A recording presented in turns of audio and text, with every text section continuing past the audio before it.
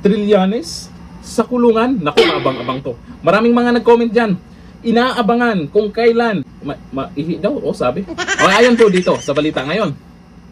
Balang araw, ikalulugod kong makita ang manlulokong ito, si Trillanes yun, sa loob ng kulungan. Ako po, Trillanes, kailangan talagang double time kayo ngayon na mapaimbit si BP Sara. Kasi mukhang nagpaparamdam na kung saan kayo mapunta. Ito ang matinding mensaheng ibinahagi ni Atty. Levito Baligot. Kalakip ang video ni dating Senator Antonio Trillanes kaugnay ng usapin sa posibleng pagsasampa umano ng kaso sa International Criminal Court laban sa kanya at sa 18 dating sundalo. Aba, may plano palang ganun si Trillanes Tatakbo na naman sa ICC Sa kumakalat na panayam, binanggit ni Trillanes ang posibilidad na ang ICC mismo ang maghain ng kaso laban sa ilang individual, kabilang ang umano si Baligod at ang grupong tinaguriang 18X sundalo. Akalain mo yan Pati ba naman yan? ICC na? Ano ba naman itong nangyari sa mundo natin? Sa bansa natin? Talagang sunod-sunuran na lang sa ICC. Ay, hindi naman mananahimik yung mga tao. Kitang-kita na yung ginagawa nyo. Ito yung isang dahilan. Kaya lalong tumibay ang mga nakasuporta sa mga Duterte. Kaya lalong lumakas ang mga Duterte sa taong bayan dahil dito sa pinagagawa nyo. O kagaya kay Trillanes, ay ilan na lang yung mga naniniwala sa kanya. Kahit pa tumakbong kagawad dyan, ewan ko lang kung may buboto sa kanya. Sa kabila ng tanong kung paano ito maisasagawa dahil hindi na miyembro ng Pilipinas sa Rome Statute, iginiit ni Trillanes na maaari pa rin umano siyang magbigay ng impormasyon bilang isang mamamayan. O, tingnan nyo, itong pinagagawa ni Trillanes. O, gising na ang mga tao, Trillanes. Kilala na o alam na kung ano yung mga galawan nyo.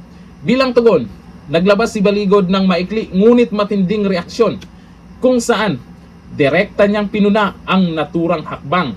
Matatandaang si Baligod ang legal counsel ng grupong Brave 18 na naglantad ng mga aligasyon kaugnay ng umano'y mga irregularidad sa ibang proyekto ng pamahalaan. Bagamat may mga pagtanggi sa naturang aligasyon, kabilang si Trillanes sa mga personalidad na nabanggit sa affidavit ng isinuminite ng 18 dating sundalo na lalong nagpainit sa usapin. Akalain mo ba yan binuking ng mga ex-marines na to kung ano yung nangyayaring malay-maleta di umano. Tapos ICC agad? Talaga ba Trillanes? ICC agad?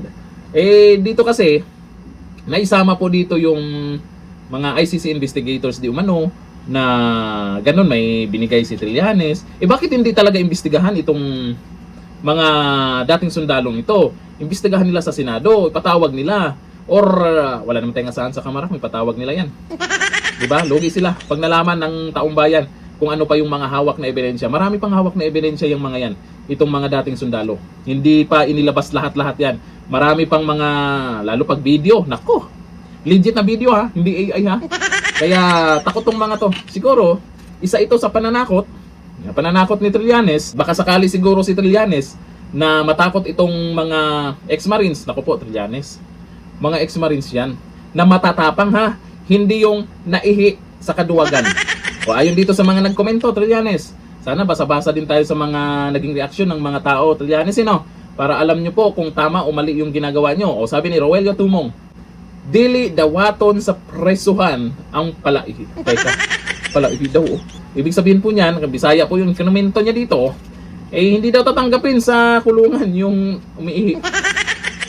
Sabi ni Jojo De Vera, darating din ang karma niya at siguradong maiihi ulit yan sa pantalon. Diyan po, maraming nag-comment dyan sa balitang yan na posibleng ang makulong itong si Trillanes sa pinagagawa niya.